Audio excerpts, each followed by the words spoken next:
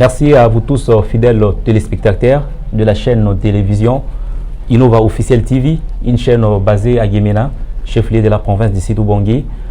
Nous sommes dans un nouveau numéro de votre émission Couloir politique, l'une des émissions de votre chaîne Innova Télévision, où pour ces nouveaux numéros, nous avons reçu pour vous l'honorable député provincial élu de territoire de Congo, ici dans la province de Sédou-Bangui.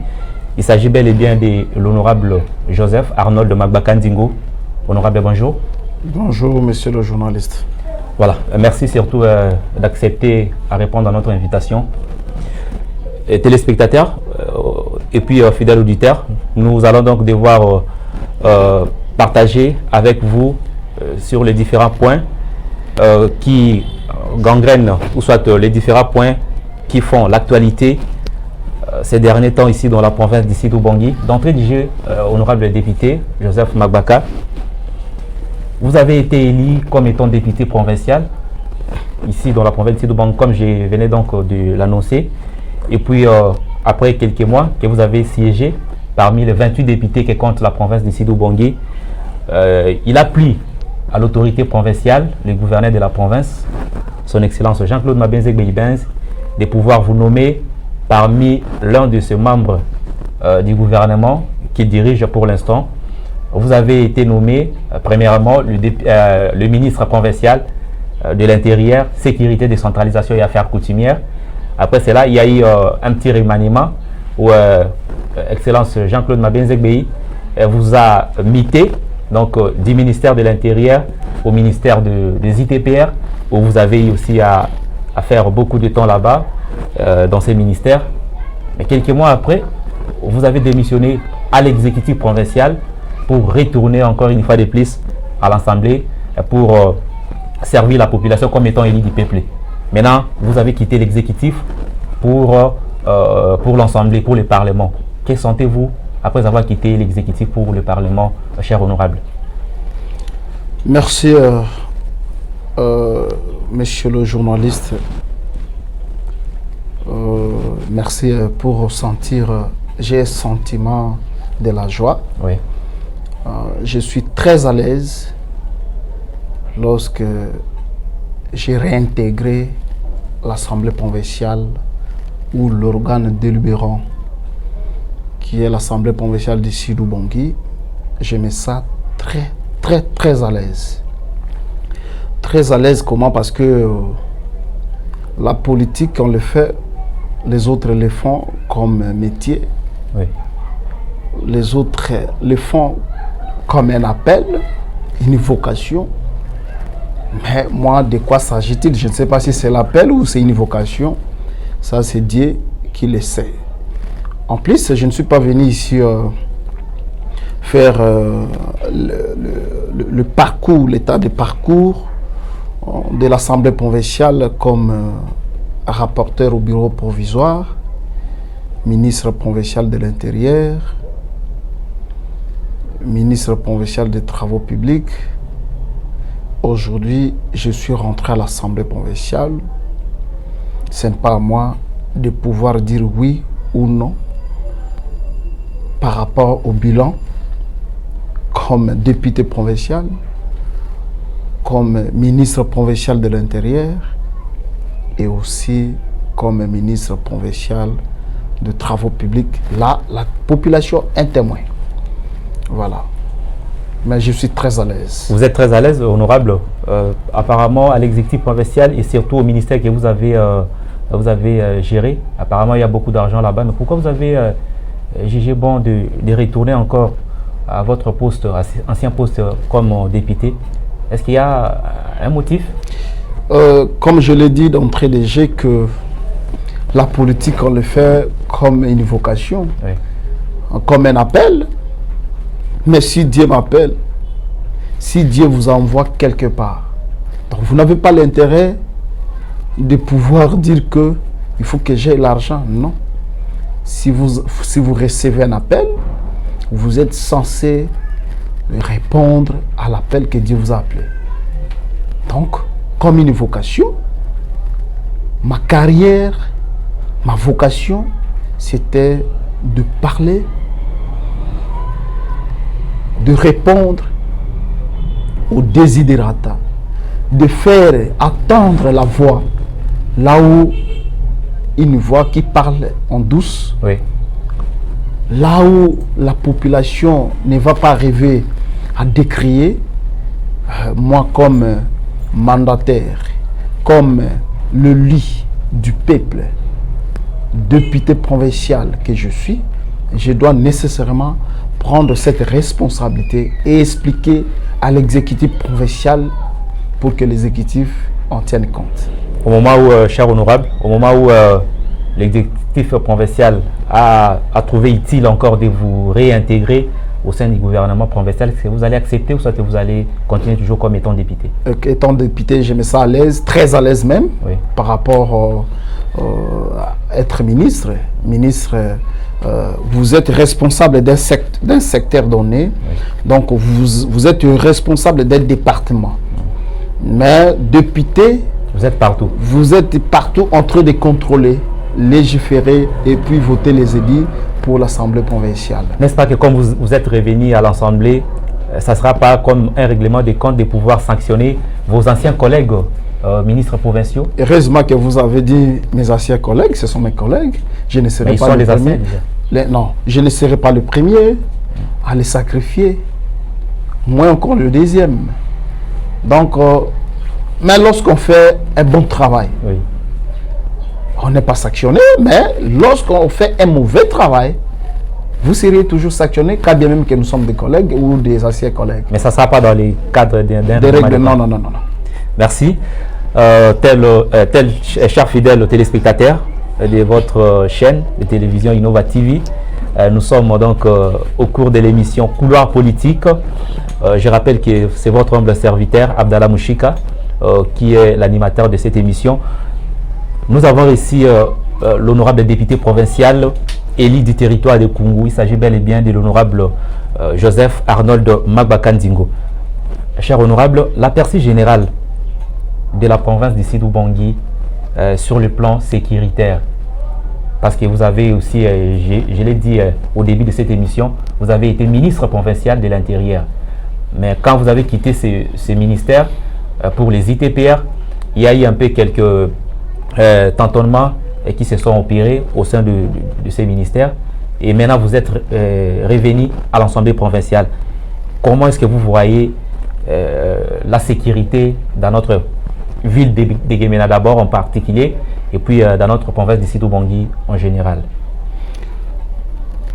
Journaliste, même si vous demandez un élève de l'école primaire de pouvoir répondre à cette question, je crois que cet élève va vous répondre que la situation sécuritaire, d'abord dans la ville de Guémena et à travers la ville, elle est chaotique. Comment? Comment? Chaotique. Mais c'est-à-dire que peut-être vous allez me dire que vous ne vivez pas ici dans la ville, ou soit vous n'êtes pas dans la province de Sidou-Bangui. Mais si vous êtes avec moi, ici, d'abord en ville de Guémena, et aussi à travers les 4 territoires et 17 secteurs, plus les 2 mairies de Guémena et Zongo. Oui. Même un élève de la première année primaire va vous répondre à cette question, que la situation sécuritaire, elle est chaotique. Même vous, vous êtes témoin. Alors, quelle est la cause principale de cette sécurité? Non, mais quand la sécurité, c'est la clé de voûte d'un État. Vous savez, aux États-Unis, lorsque le budget de la sécurité est augmenté x4, x5 par rapport aux autres services, trouvez-vous que non, c'est facile? C'est pas facile parce que la sécurité a un budget toujours colossal. Nous parlons aujourd'hui de la guerre à l'Est. Il faut qu'on puisse augmenter, n'est-ce pas, le budget qui était prévu initialement. Parce que là, c'est un budget à part. Parce qu'aujourd'hui, nous parlons de l'insécurité à l'Est. Le Rwanda est en train, n'est-ce pas, de nous menacer. L'intégrité territoriale de la République démocratique du Congo est en train d'être menacée. Mais là, maintenant, il faut que les autorités en tiennent compte. Et aussi, j'avais même suivi, il y a eu collecte des fonds, que les députés de l'Est ont collecté des fonds même pour avoir... exactement. Des léopards. Exactement. Même moi aussi, comme député provincial de Sidou-Bangui, j'ai cette envie que je puisse appeler à tout le monde, à la population de Sidou-Bangui, de passer aussi ces collectes pour que nous ayons quand même aussi quelque chose à appuyer, n'est-ce pas, nos forces armées. Donc la situation sécuritaire dans la province de Sidou-Bangui est chaotique. La raison, les raisons sont multiples parce que... Entre autres, c'est les compétences du ministre de l'Intérieur. C'est les compétences du ministre de l'Intérieur. Le ministère provincial. Donc, gérer, c'est prévoir. Prévenir. Donc, le problème, c'est quoi dans les systèmes sécuritaires? Vous êtes ministre de l'Intérieur, vous devez avoir, n'est-ce pas, en vous, la cartographie, n'est-ce pas, de votre juridiction, c'est-à-dire la province. Oui. Dans l'esprit, vous savez que non, ma province, comme ministre de l'Intérieur, j'ai 4 territoires qui sont ces athées et ces adjoints. Vous avez un répertoire. Vous avez 17 secteurs, 200 et quelques groupements et aussi 4 mairies. Du matin jusqu'à 10 heures, vous vous dites comme ministre, il faut que j'ai l'information de chaque entité. Chaque entité, c'est-à-dire territoriale décentralisée, tout comme déconcentrée. Vous avez la percée générale, n'est-ce pas? Oui. Sur le plan sécuritaire. Lorsqu'il y a un problème à travers la ville ou à travers les territoires, donc vous ne serez pas gêné. Il suffit que vous appelez l'AT, j'ai attendu, et vous donnez l'instruction aux AT de pouvoir vous fournir la situation générale, la situation sécurité de leurs entités chaque jour. Du matin jusqu'à 10 heures, vous avez au moins l'aspect général, la percée générale sur le plan sécuritaire à travers la province. Voilà. Et je donne aussi un petit exemple. Avant-hier, je venais de l'autre côté, au magasin, j'ai passé, j'ai trouvé les étudiants de lycée Abokosi ont barré la route. Oui. Mais si on est manager, on arrive, on descend. Vous, à votre époque, vous l'avez fait? Je l'ai fait à maintes reprises, même avec toi. Tu es témoin? Tu es témoin? Je l'ai fait. Ça, c'est un petit dossier qui ne devait même pas dégénérer. Vous descendez, vous trouvez les étudiants. Qu'est-ce qui ne va pas? Non, nous voulons ça, ça. Donc, laissez libre circulation des passagers. Comme ça, venez, je vais régler le dossier. Le dossier n'est pas toujours réglable lorsqu'on a l'argent. Non. Lorsqu'on a des stratégies, on peut régler un dossier. Voilà, sur la percée générale, sur le plan sécuritaire dans la province, tout comme dans la ville de Guémena ici, c'est chaotique. Et c'est foutu même. Honorable, vous parlez de la cartographie. Il faut avoir la cartographie de la province. Quand vous avez été ministre provincial de l'Intérieur, je pense que c'est... On dit les hommes passent, mais les institutions restent. Est-ce qu'à votre époque, il y avait également cette cartographie où vous avez peut-être refusé de donner à votre... Je donne un exemple. Hein. Oui. Je donne un exemple. Vous savez, avec le dossier Mbanda, à mon époque, qu'est-ce que moi j'avais fait? Parce qu'on dit prévoir, gérer, n'est-ce pas? Oui. À mon époque, qu'est-ce que moi j'ai fait? J'avais fait. J'appelle l'AT de Kungu et celui de Guémena. Je les instruis. Les jours où j'attendrai que les gens de Lingoteb sont allés agresser les gens d'Embanda, je vous suspends. Sa procédure. Je laisse. J'appelle le chef de secteur Nyoka et le chef de secteur Bembi, donc Songo et Boanse. Même instruction. J'appelle encore le chef de groupement de Mbanda et celui de Lingoteb. Ils viennent chez moi, au bureau. Même instruction. Vous avez attendu ça? Vous avez pendant mon règne. Mais maintenant, là, je ne suis pas en train de répondre comme ministre provincial de l'Intérieur. Je suis député provincial. Posez-moi des questions en rapport avec mon métier maintenant. Voilà. Et parce que vous avez dit de vous poser la question par rapport à votre métier, vous étant élu du peuple, vous parlez de l'insécurité grandissante dans la ville de Guémé, la chef-lieu de la province. Il y a quelques jours passés, il y a l'un de nos compatriotes qui était assassiné dans sa boutique à Bokonzo ici. Vous étant les députés provinciaux, comment est-ce que vous êtes en train de voir cet aspect des choses? Et puis, qu'est-ce que vous prévoyez à l'exécutif provincial pour éradiquer ces fléaux? Cette question sera réglée aujourd'hui même à l'Assemblée provinciale. Là, je n'entre même pas. Cette question sera réglée aujourd'hui même à l'Assemblée provinciale. Vous parlez également de l'incompétence du ministre provincial de l'Intérieur. Qu'est-ce que vous envisagez, soit vous donnez comme idée à l'exécutif provincial de passer au remaniement pour sécuriser la population? Le remaniement, c'est le pouvoir régalien du gouverneur, discrétionnaire du gouverneur de province. Et quand vous, les députés, vous êtes en train de les décrier, peut-être les gouverneurs mais il peut écouter ou non. Ça ne dépend du gouverneur. Nous, notre problème... Il peut le changer ou non? Notre problème, oui, c'est de faire notre travail comme la Constitution, comme le règlement intérieur nous oblige de faire. C'est fini.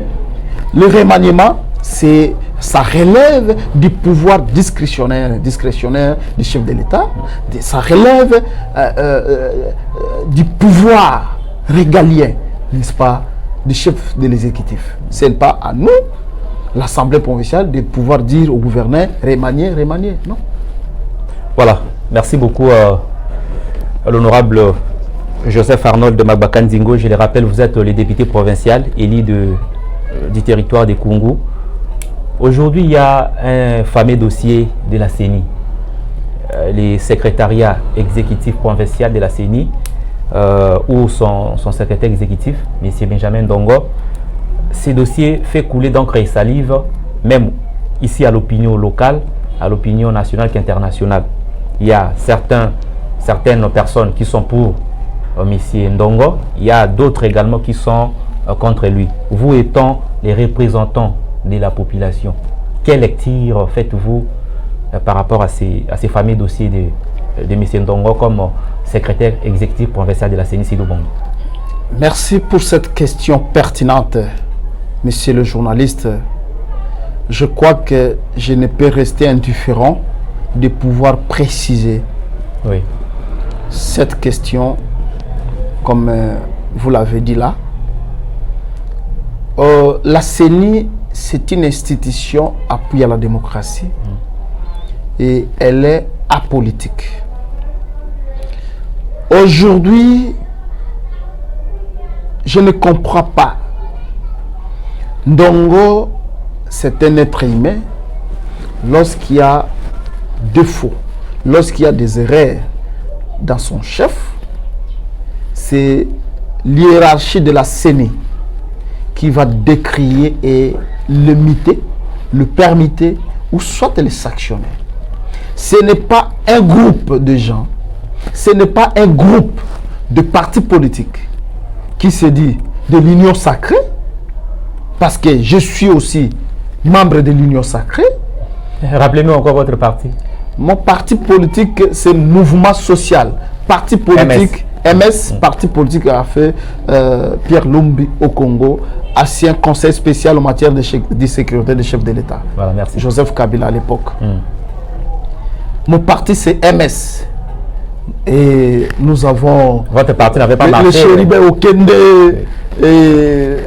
Moindo Nzangi, ce sont mes vieux loups dans notre parti politique. Et nous avons la même autorité morale avec le président de l'Assemblée provinciale, Nolo Milonga. Parce qu'il est du G7, même autorité morale. Moi, je suis du MS, même autorité morale. Donc, mon parti politique n'était pas figuré. Je dis bien, je parle de mon parti politique n'était pas figuré.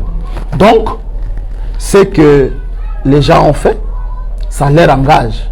Ça n'engage pas moi, individu. Mais leurs griefs quand même ont été fondés. Leurs griefs. Mais si les autres disent, parce que Ndongo a mis le temps, est-ce qu'il y a une infraction lorsqu'on est chef de secteur et on fait 30 ans? On doit te suspendre, on doit t'imiter parce que tu as fait 30 ans. Lorsqu'on n'a pas commis de bavures, on doit t'imiter parce que tu as mis le temps là-bas. Non. Donc, Ndongo, c'est un oiseau rare.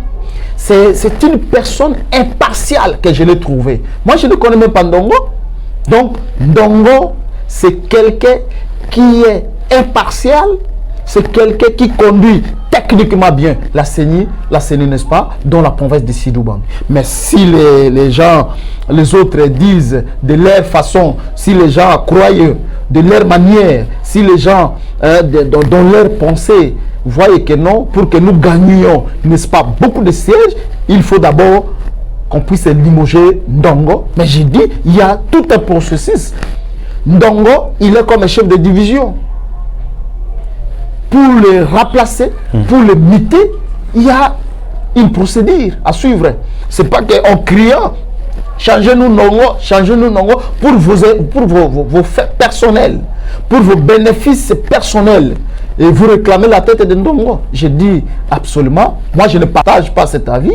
Donc Ndongo, c'est la meilleure personne indiquée pour gérer. Selon moi, oui. Je dis, ça m'engage. Oui. C'est la meilleure personne indiquée pour gérer, n'est-ce pas, conduire les opérations électorales de 2023, pourquoi pas même 2028. Dans leur mémorandum, les marchands avaient dit, ils avaient beaucoup plus soulevé les cas où il y avait les tests de recrutement qui étaient passés au niveau du secrétariat, où les gens qui ont été retenus, au lieu qu'on affiche leur nom sur les valves, et ils avaient jugé bon plutôt de les appeler au téléphone. C'est ce que les marchands ont crié. Peut-être que non, c'était du machiavélisme. Bon, là peut-être que c'était une ignorance qualifiée. Parce que, plutôt, non seulement ça. Parce que Ndongo respecte ce que l'hiérarchie lui demande de faire. Les tests étaient devant la machine. Et quand vous faites les réponses sont codifiées, le traitement c'est au niveau de Kinshasa. C'était pas ici. C'était pas ici. Là, tout le monde a postulé, mais ça dépend du bagage intellectuel de chacun et chacune. Mais lorsque CENI Kinshasa appelle les gens qui ont réussi au téléphone, c'est pas le problème de Ndongo. Non, c'est pas le problème de Ndongo. Peut-être que non, quand on dit mon peuple périt par manque de connaissances, là on comprend. Peut-être ils avaient agi par ignorance. Mais maintenant qu'ils soient éclairés, je sais que cette question est tournée. Et puis il y a parmi les retenus, il y a la majorité sont de Boudjala. Parce que mais si la majorité sont de Boudjala, il y a aussi parmi tes collègues journalistes qui sont retenus là. Il y a aussi des journalistes. Ces journalistes est de Boudjala. Firakambu est de Boudjala. Il n'est pas de Boudjala. Vous voyez? C'est-à-dire, il y a eu les gens de Gemena qui sont sortis. Il y a eu les gens de Kungu. Les gens de la Mongala aussi exactement sont sortis. Et même les gens du Norubangi sont sortis. Donc ça dépend. Parce qu'on est Congolais, on se réjouit partout où on vit. Il y a certains politiciens à Kinshasa qui coalisent avec M. Ndongo pour tricher les élections 2023, selon les calicots qu'on avait vus ces jours-là. Non, ça, c'était les politiciens qui ont travaillé ces gens pour agir de cette façon. Ça, c'est un monde à part. Hein? La politique, c'est un monde à part. Donc, vous pouvez dire que non, ces gens ont été poussés. Mais est-ce que sans l'impulsion des politiciens, vous voyez que non, ça allait avoir une marche pacifique ici? il faut que ça soit toujours l'impulsion déjà des politiciens. Mais la population de son soi ne peut rien faire sans que les autres les poussent à le faire. Peut-être si cette marche a été organisée par un élu du peuple ou les autres députés, disons, peut-être. Mais la marche, de cette façon que j'avais vu là, de quelques personnes seulement, disant que non, nous sommes de l'union sacrée. Nous sommes tous de l'union sacrée, mais au sein de l'union sacrée, il y a des divergences. C'est tout ça. Oui. On ne disconvient pas. Donc, de loin tout comme de près, pour préciser, tel que j'avais vu sur les caliculas, de loin tout comme de près, j'ai dit, Boussa n'est pas concerné. Jalissé Boussa n'est pas concerné. Voilà. Vous avez des preuves qui n'est pas concerné. Mais quand on le pose la question, il y a preuve, c'est lorsqu'on trouve, il y a flagrance, ou bien quand on est auteur intellectuel, lorsqu'on avait appelé par téléphone pour dire que non, voilà, peut-être. Mais Boussa, nous les avons appelés, nous avons appelé Boussa, nous avons demandé à Boussa de quoi s'agit-il. Il nous a expliqué. Là, on se limite. Là, on se limite. Voilà. Donc, Jalissé Boussa n'est pas concerné par rapport à tout ce qui se passe. J'ai suivi même une émission au Canal TV ici pour dire que non, Boussa a pris son regroupement politique. Le CDR. Mais ici, je vous précise, qui sont ces députés du Sud-Bank? Qui sont ces sénateurs du Sud-Bank? Se sont rassemblés, parler un même langage pour dire à la CENI, au niveau de la présidence de la CENI, que non, vraiment, on ne veut pas de nom. Mais si ce n'est que quelques députés seulement, je peux citer 3 ou 4 députés seulement, mais demandez les autres, parce que moi j'ai appelé. Honorable, apparemment, vous, les politiciens, vous les députés, vous soutenez M. Ndongo pour vos propres intérêts, pour être réélu en 2023. Non, on est réélu lorsque on est ensemble avec votre base. On est réélu lorsque on prépare bien les élections. On est réélu lorsque on répond aux désidérata de la population. On n'est pas réélu à cause de... Non, on ne me connaît pas. Même les chefs d'Athènes, à partir de Kungu, ne me connaissent même pas. Ne me connaissent pas. Moi, personnellement, ne me connaissent pas. Depuis que je suis élu député provincial, je ne l'ai jamais appelé. Alors, vous allez dire que non, j'ai bien réussi parce qu'on se connaît bien avec Bézard, les CA de Kungu. Oui. Non. Donc, on réussit aux élections lorsqu'on répond aux désidérata de la population. Lorsqu'on prend le souhait de la population et vous le présentez auprès de qui de droit. Voilà, cher honorable. Il y a également vos collègues honorables députés nationaux où nous avons lu sur certains articles, certains députés nationaux d'ici d'Ubangui ont déposé un mémo contre M. Ndongo à Kinshasa. Vous, ici, au niveau provincial, vous ne pouvez rien dire au moment où vos aînés ont déjà fait à Kinshasa. Mais c'est ce que j'ai déjà répondu. Les aînés à Kinshasa, qui sont ces aînés? Ils étaient au nombre de combien? C'est ça la question. Ils étaient au nombre de combien? Ils étaient au nombre de combien? Donc, selon vous, M. Ndongo n'ira nulle part. Ndongo, c'est la personne mieux indiquée à gérer, selon moi et selon ma population, c'est la population qui est derrière moi, c'est la personne mieux indiquée à conduire les élections. Il a conduit les élections depuis le temps. On n'a pas connu de problème ici. On n'a pas connu de problème ici.